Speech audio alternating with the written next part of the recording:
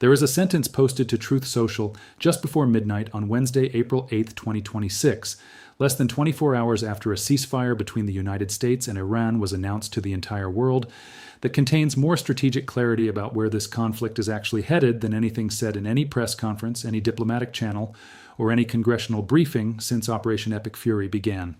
And that sentence is this: all U.S. ships, aircraft, and military personnel with additional ammunition, weaponry, and anything else that is appropriate and necessary for the lethal prosecution and destruction of an already substantially degraded enemy will remain in place in and around Iran until such time as the real agreement reached is fully complied with.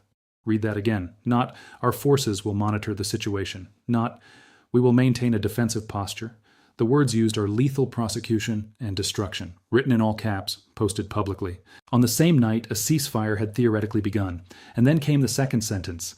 If for any reason it is not, which is highly unlikely, then the shootin' starts, bigger and better and stronger than anyone has ever seen before. This is not how ceasefires typically sound. This is how a ceasefire sounds when the President of the United States is simultaneously declaring peace and keeping loaded weapons pointed at the table where the peace is being negotiated. This video is going to explain exactly what happened in the 72 hours that produced this extraordinary post, what it means for the fragile agreement that is now being tested in real time, and why the Council on Foreign Relations, analysts from Islamabad to London, and the global energy market are all treating this so-called ceasefire as something far more complex than the word ceasefire usually implies. Let's start with the timeline, because the sequence matters enormously. In the early hours of April 8, 2026, President Donald Trump announced a 2-week ceasefire between the United States and Iran, temporarily halting what had been a rapidly escalating regional conflict.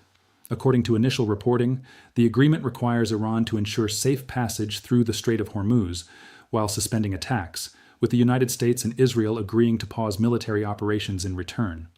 Markets reacted immediately. U.S. stock markets skyrocketed on Wednesday after President Donald Trump announced the 2-week ceasefire. The Dow Jones Industrial Average soared 1,325.46 points, or 2.8%, to close at 47,909.92. The S&P 500 leaped 2.5%, adding nearly 166 points, and the tech-heavy Nasdaq Composite rallied 2.8%. Oil prices, which had surged throughout the war, dropped below $95 a barrel in immediate response to the ceasefire announcement. For millions of ordinary people watching their gas bills and grocery costs, it was the first genuinely positive economic signal in weeks. But here is the critical detail that financial markets priced in before they fully understood the situation. This is not a comprehensive peace agreement. It is a conditional and time-limited arrangement designed to halt immediate hostilities rather than resolve the underlying dispute. And by Thursday morning, less than 18 hours after the ceasefire was declared, the cracks were already visible. A tentative ceasefire in the Iran war staggered Thursday under the weight of Israel's intense bombardment of Beirut, Tehran's continued chokehold on the Strait of Hormuz, and uncertainty over whether negotiators can find common ground on a range of other differences. The central dispute was immediate and pointed.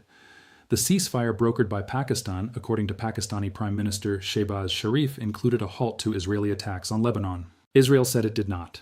Trump agreed with Israel. And Iran said that if Lebanon was not included, there was effectively no deal.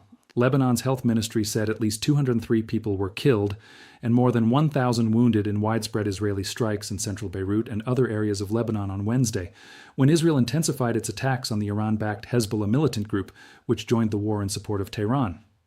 In response to those strikes, Iran did something that immediately threatened to collapse the economic relief the ceasefire had generated. Semi-official news agencies in Iran suggested forces have mined the Strait of Hormuz, a crucial waterway for the world's oil whose closure has proved Tehran's greatest strategic advantage in the conflict. Iran's deputy foreign minister was direct about the condition for reopening.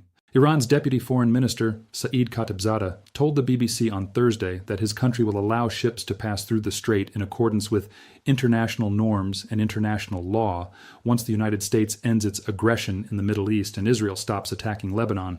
This is where Trump's Midnight Truth social post becomes not just a political statement but a strategic document. When he writes that lethal force is on standby and that the shootin' starts if compliance fails, he is responding directly to this dynamic.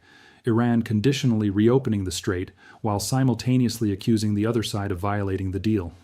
Now let's go back slightly further in the timeline, because to understand what's happening today, you need to understand what happened in the days before the ceasefire, because the ceasefire did not emerge from a calm, methodical negotiation process. It emerged from the most extreme escalatory rhetoric any American president has deployed in decades. President Trump has threatened to destroy Iran's civilian power plants and its bridges if it doesn't agree to a deal to end the war and reopen the Strait of Hormuz by Tuesday night. That was the stated ultimatum: destroy power plants, destroy bridges by a specific time, or face it. And then, on Tuesday morning, as the deadline approached, Trump escalated even further. President Donald Trump posted a warning on Truth Social that a whole civilization will die tonight, never to be brought back again, ahead of his 8 p.m. ET deadline for Iran to strike a deal that involves reopening the Strait of Hormuz. That post sent global capitals into emergency conversations. Several countries have privately reached out to the Trump administration to warn against such attacks, but most have so far avoided publicly rebuking the U.S. president. These include some Gulf nations now worried that Iran could target their civilian infrastructure in retaliation. Pakistani Prime Minister Shehbaz Sharif personally contacted Trump and asked him to extend his deadline. Legal scholars from around the world weighed in.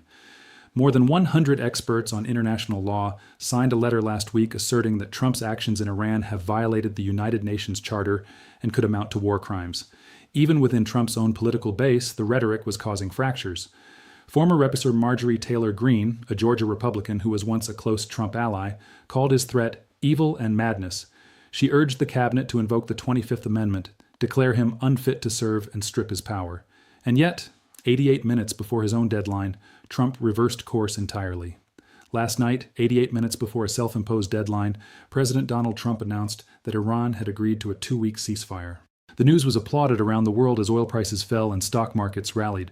The question that every analyst, every diplomat, and every energy market trader is now sitting with is the same question.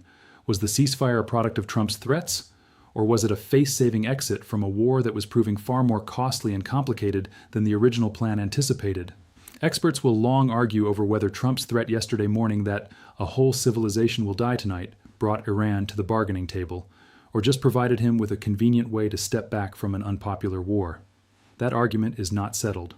What is settled is what Trump said next, and that lethal force on standby post is the clearest statement of his answer to that question.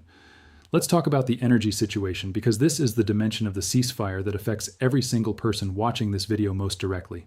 Energy prices are expected to stay high for much of this year because it will likely take months to fully restore the flow of oil derailed by the war in the Middle East, and by the closure of the Strait of Hormuz, the Energy Department's statistical arm warned on Tuesday. The EIA sharply raised its oil, gasoline, and diesel price forecasts for 2026 and 2027. The agency now expects gas prices to peak at $4.30 a gallon this month. That price forecast was issued before the ceasefire was announced. And even with the ceasefire, the Energy Information Administration is not expecting a swift return to normal. Just as we had never before seen the strait close, we've never seen it reopen. What exactly that looks like remains to be seen. Full restoration of flows will take months. Tristan Abbey, the EIA's administrator, said in a statement, "The scale of the supply disruption that produced these price levels was historic.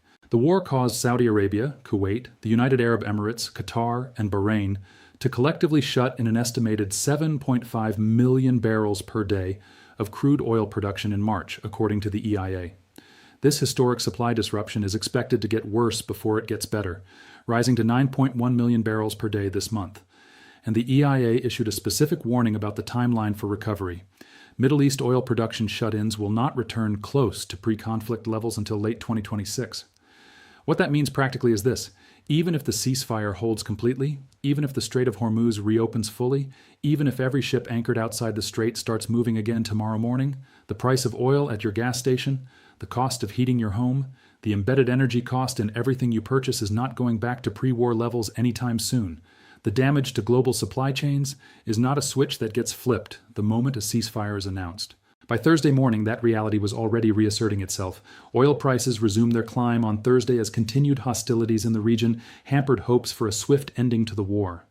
International benchmark Brent crude futures for June delivery rose 2.46% to $97.08, while the U.S. West Texas Intermediate crude futures for May climbed 3.4% to $97.55.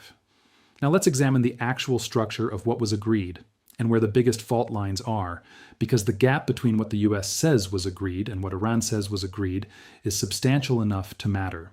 There is also confusion about whether and how Israel is bound by the ceasefire. Sharif said it applies to Israeli attacks on Iran and in Lebanon and elsewhere. Israel, which was not a direct party to the ceasefire discussions, denied that the ceasefire applies to Lebanon, a position the White House endorsed this afternoon. On the nuclear question, the gap is equally significant. Iran had said earlier on Wednesday that it would be unreasonable to proceed with talks to forge a permanent peace deal with the United States after Israel pounded Lebanon with its heaviest strikes yet on Wednesday. The two sides appeared to be far apart on Iran's nuclear program, with Trump saying Iran had agreed to stop enriching uranium, and Iran's parliament speaker, Mohammad Bagher Ghalibaf, saying it was allowed to continue enriching uranium under the terms of the ceasefire. This is not a minor technical disagreement. This is a foundational disagreement about the core element of any lasting deal. The Council on Foreign Relations was direct about what this means. Any settlement to the war will require one or both sides to make concessions they have long insisted are unacceptable. The risk of a resumed and possibly expanded conflict remains, and a prominent think tank in New York offered an even starker assessment. A New York-based think tank warned the ceasefire hovers on the verge of collapse. What happens next is structured around a specific date and location. The immediate next step is the start of negotiations in Islamabad, where U.S. and Iranian officials are expected to meet under Pakistani mediation. I warmly welcome the sagacious gesture and extend deepest gratitude to the leadership of both the countries and invite their delegations to Islamabad on Friday, 10th of April 2026, to further negotiate for a conclusive agreement to settle all disputes, Pakistani PM Sharif said.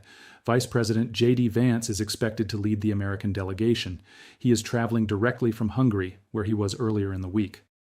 Vice President J.D. Vance, who is expected to lead the U.S. delegation in Islamabad, rightly called the ceasefire a fragile truce.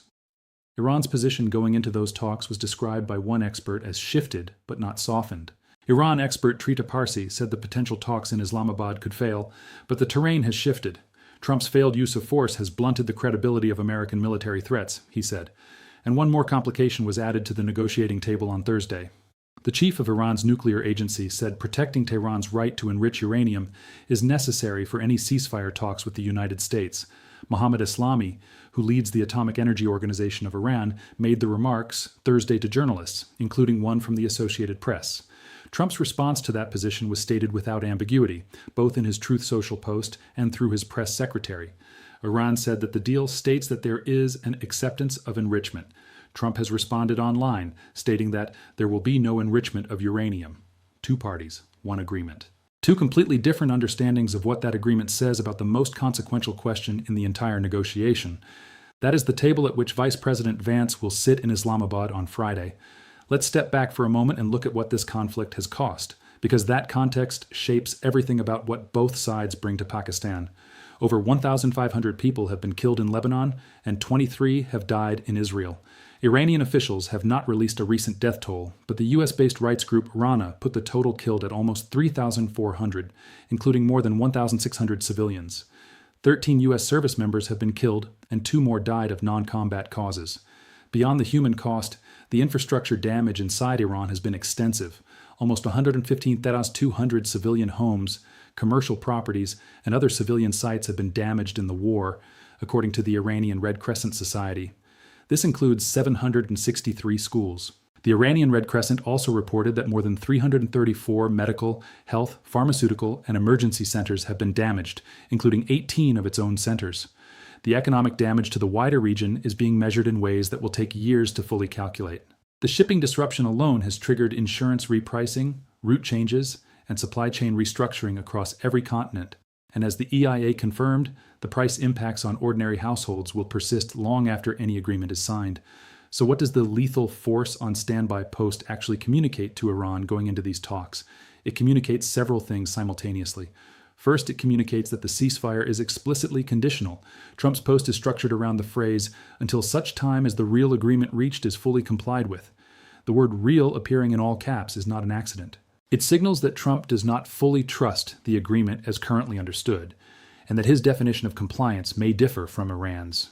Second, it communicates that American military withdrawal from the region is not part of the current deal framework.